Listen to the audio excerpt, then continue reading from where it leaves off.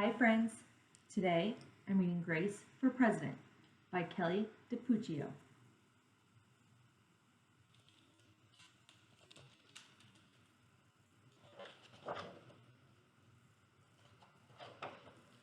One Monday morning in September, Mrs. Barrington rolled out a big poster with all of the president's pictures on it. Grace Campbell could not believe her eyes. Where are the girls?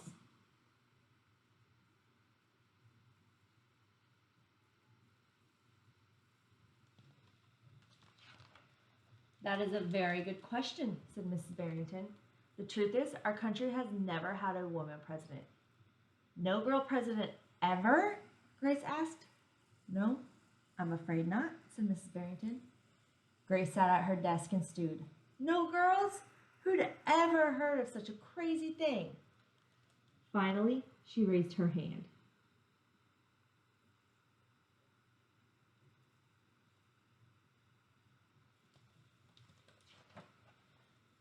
Yes, Grace.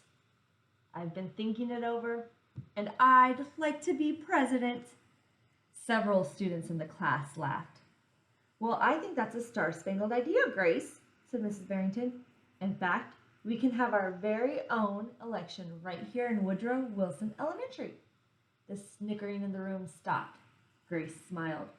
Would anyone else like to run for president? Mrs. Barrington asked the class.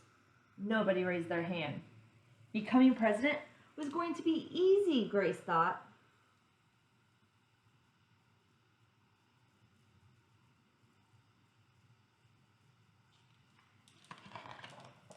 The next day, Mrs. Barrington made an announcement.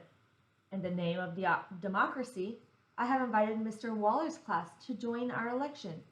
Their class has nominated Thomas Cobb to be their presidential candidate. Grace's heart sank. Thomas was the school's spelling bee champion. His experiments always took blue ribbons in the science fair, and he was captain of the soccer team. Becoming president wasn't going to be so easy after all, Grace thought.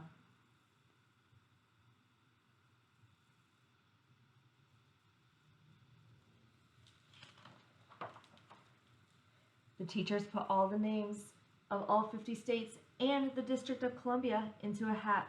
Everyone except for Grace and Thomas got to choose a state. I'm Texas, said Anthony. I'm New Hampshire, said Rose. I'm Michigan, said Bobby. What does the number 17 mean? Each state is assigned a number of electoral votes.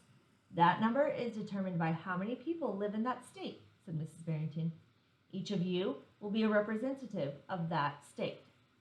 Altogether, our country has 538 electoral votes, Mr. Waller explained.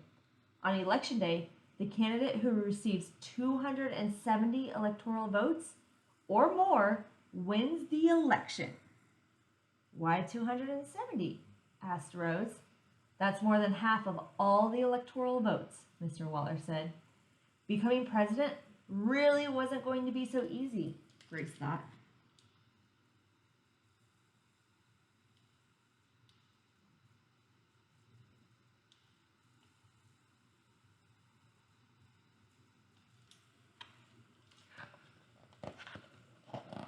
Grace came up with a campaign slogan.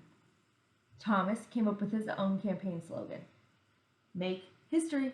Vote Grace Campbell for president. Vote for Thomas Cobb, the best man for the job. Grace listened to what issues were important to the students, and she made a list of campaign promises. Peaceful school, no bullies.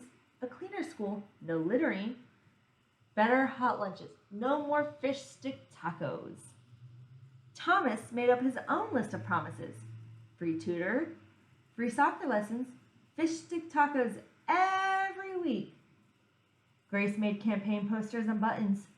Thomas made buttons and posters too.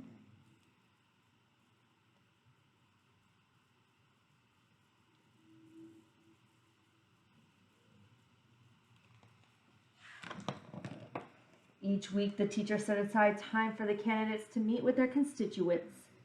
Polls were taken, and voters were making their choices.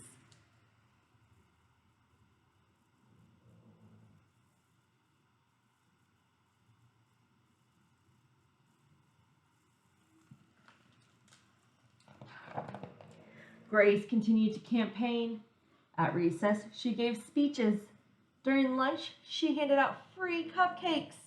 After school, she held rallies.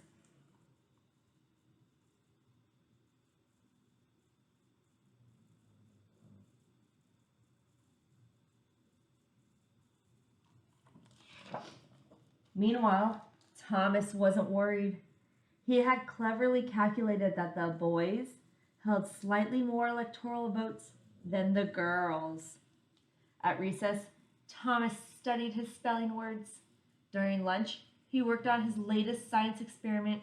After school, he played soccer.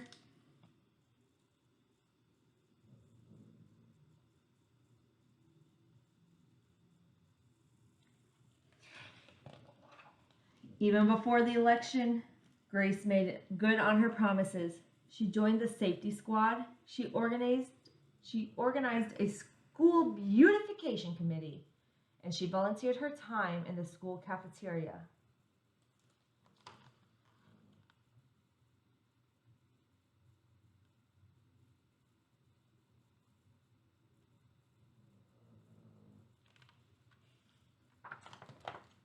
In early November, Woodrow Wilson Elementary hosted a special Election Day assembly. Grace and Thomas took their places on stage as the school band began to play. Henry was the first representative to approach the microphone. The Yellow Hammer State of Alabama cast its 9 electoral votes for Thomas Cobb. Fletcher said the last frontier state of Alaska cast its 3 electoral votes for the best man for the job, Thomas Cobb. Hannah called out the Grand Canyon state of Arizona cast its 10 electoral votes for Grace Campbell. And so it went. State after state after state cast their electoral votes. The scoreboard in the gymnasium kept track of the totals.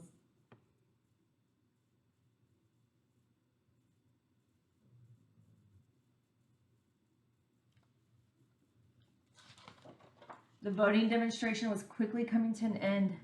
Clara approached the podium. The Badger state of Wisconsin cast its 10 votes for my best friend, Grace Campbell. Grace looked at the scoreboard. Thomas had 268 electoral votes, and she had 267. There was only one state still unaccounted for: Wyoming.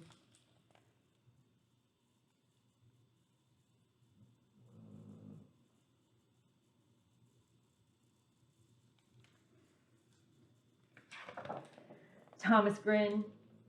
Grace felt sick. Sam walked up to the microphone. He looked at Thomas. He looked at Grace. He looked down at Grace's handmade flag. Sam didn't say a word. "What are you waiting for?" Thomas whispered. The band stopped playing. All eyes were on Wyoming. Finally, Sam cleared his throat. The equality state of Wyoming cast its 3 electoral votes for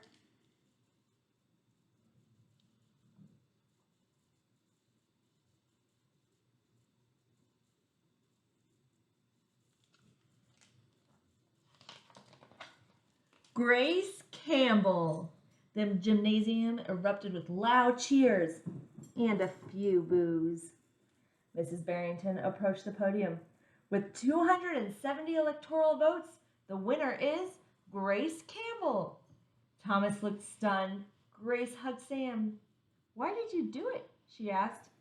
Sam handed Grace his flag. "Because I thought you were the best person for the job."